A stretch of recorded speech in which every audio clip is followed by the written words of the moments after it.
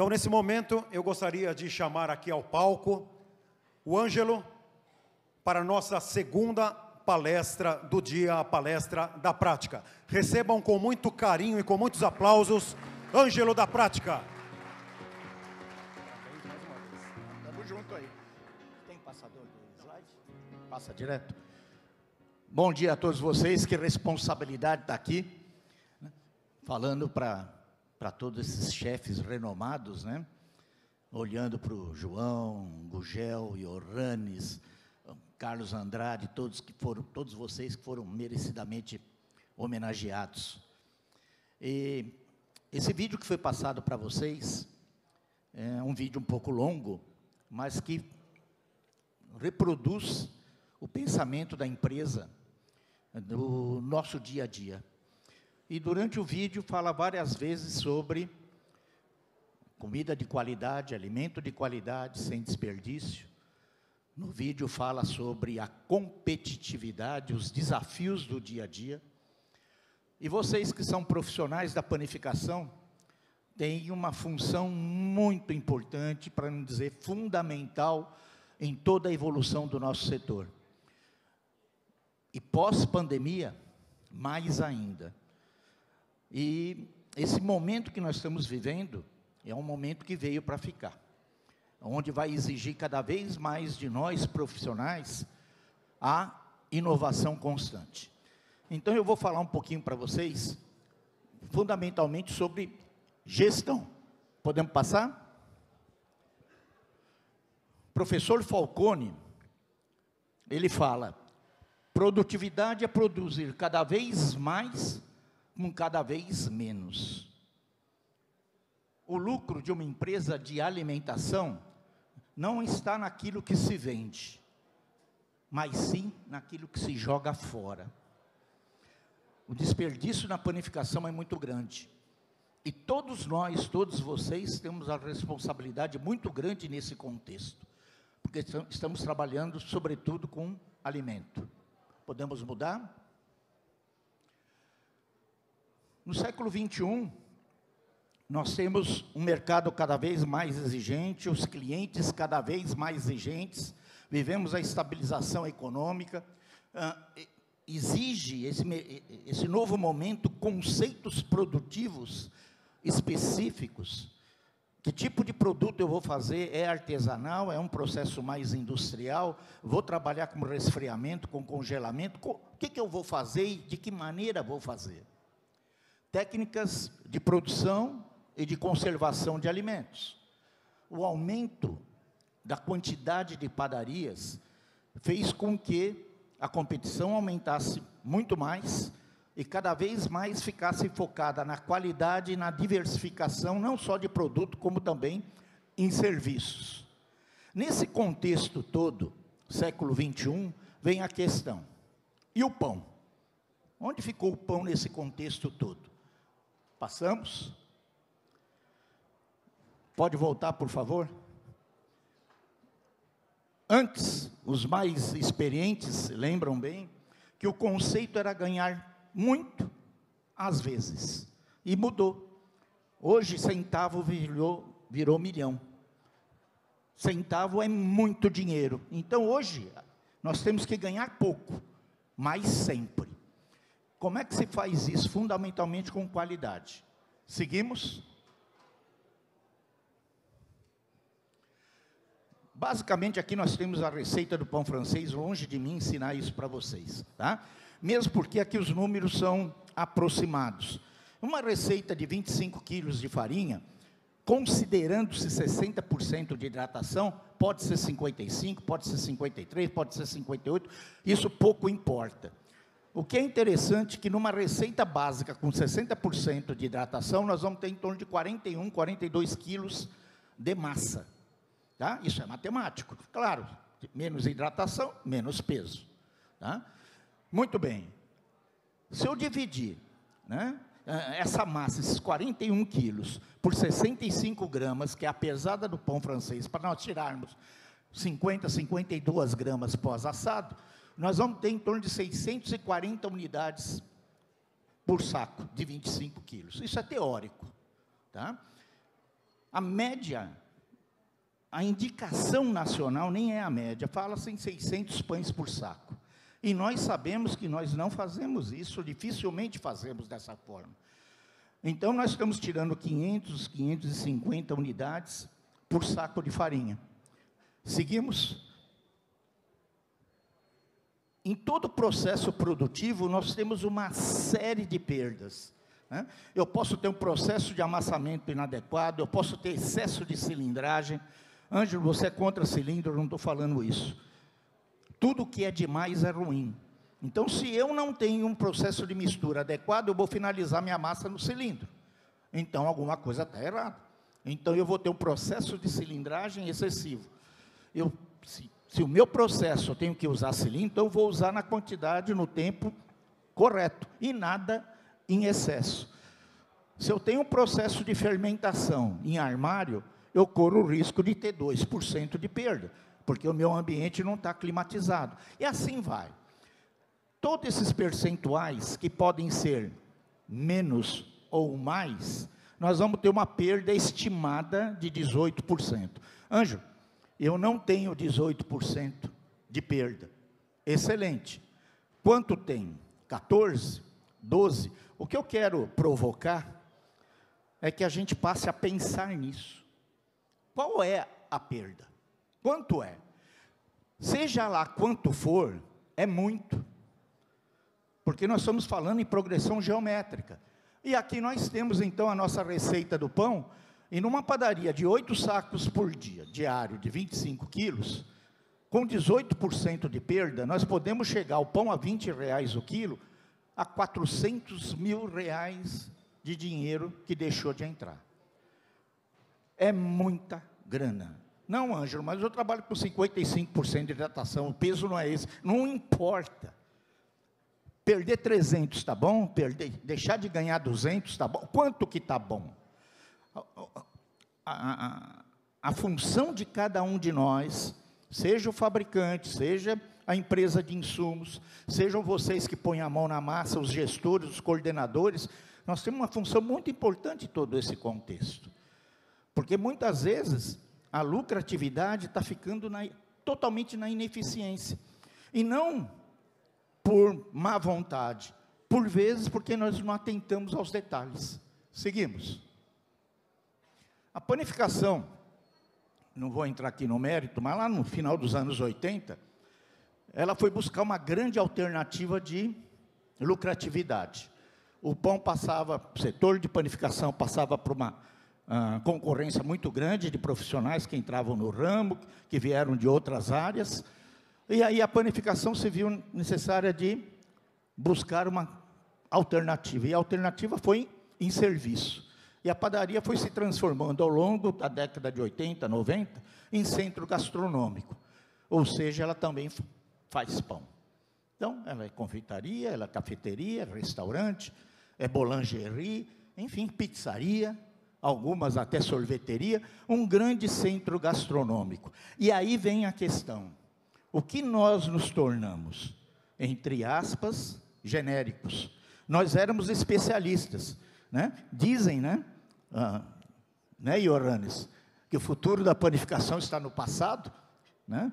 E é isso mesmo. Hoje nós voltamos à fermentação, de baixa fermentação e longa fermentação, não? Isso é lá de trás, né? A massa no coxo, ou seja, a massa que, o pé de massa, hoje nós retornamos a isso. Então nós estamos voltando a um processo mais adequado da produção de pães, tá? Então, nesse contexto todo, ao longo do século XXI, em torno da padaria, surgiram os especialistas. É a Subway, é o McDonald's, é a Pizza Hut, e nós somos um pouquinho de tudo. Parabéns a todos vocês que põem a mão na massa, parabéns a todos os gestores, porque não é fácil. Nós somos obrigados a entender um pouco de tudo. Seguimos. O Brasil é um país de contrastes. Aqui, quem é de São Paulo, isso aqui é a favela de Paraisópolis, lá no fundo, Espigões do Morumbi, São contrastes. E no Brasil todo nós vivemos situações parecidas como essa. Seguimos. Da mesma forma que nós temos contrastes no dia a dia, nós também temos dentro do nosso negócio. Essas fotos que aí estão foi tirada no interior de São Paulo, da mesma cidade. E no mesmo bairro, não importa onde seja. E aqui, com todo respeito, me chamo José Antônio, tem seu José, lá no alto, passivo, esperando o cliente chegar.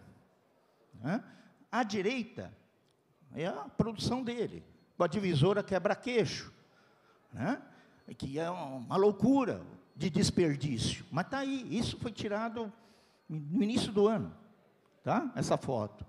E aqui embaixo, no mesmo bairro, uma padaria com design totalmente diferente, um investimento inovador, um visual inovador, e na parte de produção, mulheres trabalhando, com um trabalho muito mais humanizado.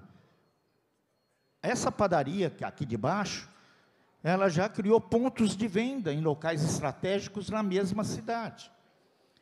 Então, é inovação. E toda essa tecnologia está à disposição de toda a panificação, de todos vocês que labutam no setor, no dia a dia. Seguimos. Da mesma forma, na área de venda, na copa, no restaurante, ainda nós temos padarias, e a grande maioria, com a chapa. Enquanto outros setores já têm o speed ovens, fornos de alta performance, que não precisa de coifa, não precisa de óleo, e que finalizam produtos em segundos, isso está à disposição do mercado. E não é agora. Isso está à disposição do mercado desde 2010. E a tecnologia que está aí. E eu não estou dizendo que toda padaria tem que ter. Onde eu quero dizer que vocês, profissionais, têm que conhecer o que está aí. Você pode até não utilizar, mas vocês precisam buscar o conhecimento, porque o conhecimento ele é dinâmico, e todos vocês têm uma obrigação muito grande de estarem atualizados do que é tecnologia, seja na parte de equipamentos, na parte de processo, na parte de insumos, porque a evolução é constante. Seguimos. Todos nós conhecemos o processo, mais tradicional. O processo conhecido. Produção produz e o balcão, a área de venda, vende. Nós precisamos mudar essa equação. Venda diz para a produção o que precisa ser produzido. O cliente é o mercado que manda. Não sou eu que vou fazer todo dia bolo de laranja em quantidade, se o cliente quer bolo de framboesa. Então, é a venda que determina o que precisa ser produzido. Ângelo, isso é difícil no dia a dia. Joia, concordo. Mas nós podemos trabalhar no setor industrial, em escala industrial. E eu posso produzir o bolo de laranja numa tarde, para a semana toda. Está estocado. Ultracongelo e eu tenho a massa estocada. E aí a venda só vai finalizar esse bolo conforme demanda. Então nós estamos usando a tecnologia para nos adequar dentro daquilo que o mercado exige. Seguimos. Essa é uma imagem que me lembro bem da década de 70. Ninguém tinha nascido ainda. Onde o laser apareceu para matar. O laser era nos filmes, nos heróis, e eles lutavam. Então, era uma arma. O tempo passou e o laser salva vidas. Interessante. Antes era uma arma, e depois é utilizado na medicina para salvar pessoas. E é o mesmo conceito. Tá? Seguimos. Aí eu falo para vocês do processo de ultracongelamento. Ele não é recente, ele chegou na década de 90. Mas houve uma série de barreiras, como a arma a laser. Isso é um mal. Tem alguma coisa de errado? Não. O que eu quero provocar é que a gente vá conhecer mais buscar conhecimento. E não fiquemos travados com a armadura, preocupados que aquilo não vai nos atender. Temos que buscar conhecimento. Então, nós temos o processo de congelamento, não vou entrar no mérito aqui, mas pode ser produtos cru, como podem ser principalmente produtos de maior valor agregado, pré-assados. A parte de ciabatta, pão italiano, baguete, eu posso fazer numa tarde de terça-feira, todos fazem, ultracongelo, guardo e finalizo. Vocês são profissionais do dia a dia, e nós sabemos a dificuldade, quanto é difícil trabalhar de sábado e domingo. Por que não eu já ter todos os produtos pré-prontos e finalizar conforme a demanda, só assar no sábado e domingo, e de preferência na frente de loja? A padaria tem que dar espetáculo. Por que não? Tá? Seguimos. Então, nós temos o processo de ultracongelamento, que basicamente, mais eficiência operacional, flexibilidade na produção, reduz o desperdício, consistência de qualidade. Ângelo, atrapalha a qualidade? Se eu colocar titica de galinha e ultracongelar, vai sair titica de galinha. Se eu fizer bem feito, o processo bem feito, e ultracongelar, vai sair tudo bem feito. O processo de ultracongelamento não estraga e nem melhora nada. Ele simplesmente dá ganho de produtividade e padronização. Economia de tempo do trabalho, porque eu vou otimizar, eu vou concentrar a produção em horários específicos. Seguimos. Qual é o processo, né? Aqui que nós temos o furgão, é como se fosse a minha padaria, minha área de produção. Eu vou entregar para venda, e vou entregar e deixar guardado em freezer. Freezer não processa nada, guarda tudo. Depois que eu ultracongelei a menos 35, menos 40, eu guardo a menos 18. Fermento, conforme a necessidade, e aço. Vou ter produtos frescos a toda hora, mais qualidade, cliente satisfeito, perda zero e mais lucratividade. Seguimos. E aqui nós temos, então, essa padaria que é no Vale do Paraíba, um sistema de assamento, a fermentação e o assamento na frente da loja. Tá? Vamos lá? Aqui já é um processo da confeitaria. Eu faço o batimento da minha confeitaria, toda a minha linha de confeitaria, ultracongelo em mangas, em sachês, estoco, se precisar fermentar, fermento, ou descongelo, e aço conforme demanda. Perda zero. E sempre tenho produto para atender meu cliente. Seguimos. Aqui a nossa confeitaria, e uma outra dica para vocês, a tendência é diminuirmos a estufa na frente de loja. Cada vez mais a vitrine fria. Pensem nisso. Se eu tenho na estufa 4 horas depois, esse salgado deixa de ser aquilo que a gente entende de qualidade. É assim. Isso é física, né? Se eu tenho na vitrine refrigerada a 4, 5 graus, está tudo lá. Não vendi hoje, vendo amanhã, vendo depois. Vida útil, por lei, pela Anvisa, 4 dias. Não perco nada, não jogo nada fora. Tá? Vamos lá? E aqui nós temos a parte dos pré-assados. Você vai fazer tua massa como você sempre fez. Sempre fez, principalmente produtos de maior valor agregado. Tá? Vai para o forno, e você vai assar 70%, 80%. Assou, vai para o ultracongelador, direto. Por quê? Porque se eu deixar esse pão que saiu do forno em cima de uma mesa, vai sair fumaça. E nessa fumaça tem 3 coisas: o sabor, o cheirinho do pão e o bolso do estabelecimento, a lucratividade. E nós temos que estar com a visão voltada ao lucro do negócio. Ultracongelei, guardei, à noite ponho para a geladeira, então ele vai sair de menos 18, vai chegar a 5 positivo, e finalizo no dia seguinte conforme demanda. Perda zero. Não vendi, está na geladeira, tenho 4 dias para vender. Tá? Seguimos. Aqui nós temos a linha dos pães especiais. Ok, vamos lá.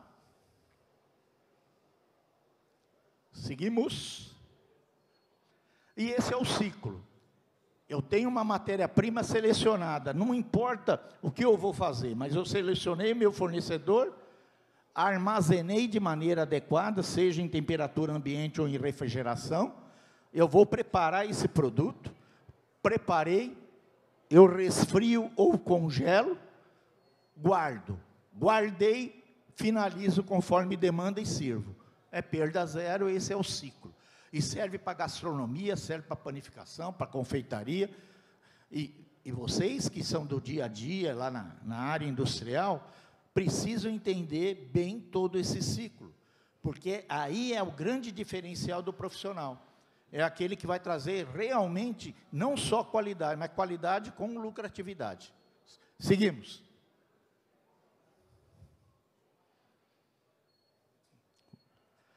Bom, lucro. O lucro está em cobrar mais ou gastar menos. O cobrar mais é quando eu resolvo aumentar 10% o preço do meu produto, só que aí a variável está na rua, é o cliente que manda. Não sei se ele vai pagar. Né? Agora, gastar menos está na mão de cada um de nós, de cada um de vocês. É fazer o melhor com menos. Com mais produtividade, menos desperdício. Aí é o grande gancho da lucratividade. Tá? Então, nós precisamos ter foco na lucratividade. Pode ir passando agora, que vai mudar vários. Muito bem, nós precisamos de mais rendimento, mais controle produtivo, mais padronização, mais produtividade, mais mais racionalização de custos em todos os sentidos. É esta visão que nós precisamos ter como profissionais da área. Na panificação, não somente, em todas as áreas. Por quê? Porque a panificação será cada vez mais eclética. Qual vai ser o perfil da panificação brasileira? Nós seremos cada vez mais ecléticos. Quem vai para a Europa, vê na França, vê na Alemanha, enfim, as padarias são muito iguais. E aqui no Brasil nós temos um estabelecimento diferente do outro. É incrível, nós somos diferentes. E viva esta diferença, tá? Mas temos que ser cada vez mais profissionais. E todos nós, especialmente vocês, que têm a responsabilidade de produzir o pão nosso de cada dia, foco em gestão. Vocês precisam ter foco em gestão. Nós precisamos sair da caixinha. Nós precisamos ser diferentes. Nós não somos responsáveis por nossas origens. Não. Mas certamente nós somos responsáveis pelo nosso futuro. Isso nós somos mesmo. Tá? O que vai acontecer daqui para frente, nós somos responsáveis. Cabe a nós. Seguimos? Então, a panificação brasileira do futuro, ela vai ser a boulangerie, a padaria como centro gastronômico, teremos as padarias tradicionais, teremos os mega empreendimentos, em menor quantidade, mas continuaremos tendo, as padarias em supermercados, as centrais de produção, as indústrias de pães embalados, os pontos quentes. Nós seremos ecléticos cada vez mais. Mas, nós precisamos estar voltados ao associativismo. Segue, por favor. O associativismo nada mais é do que a união de capital e trabalho. O capital e o trabalho têm que andar lado a lado. Eles não concorrem, eles têm que se unir, têm que fortalecer, porque nós temos que nos voltar para a lucratividade. E é através dessa união, desse maior conhecimento, desse mútuo conhecimento, que nós vamos crescer e nos fortalecer. Seguimos. Obrigado, pessoal. Um forte abraço. A ideia foi passar essa visão de gestão para vocês, porque é o que eu piamente acredito, e eu acho que esse é o caminho. A Prática, nós temos aqui em São Paulo a filial em Pinheiros, vocês pelo site da Prática, vocês podem acessar. No site da Prática nós temos o blog da empresa, onde nós temos mais de 1000 matérias, o que é mais gratificante, que 90% dessas matérias são feitas por nossos profissionais internos, então vale a pena vocês acessarem. Muito obrigado, um forte abraço, que Deus os abençoe. Obrigado, Augusto.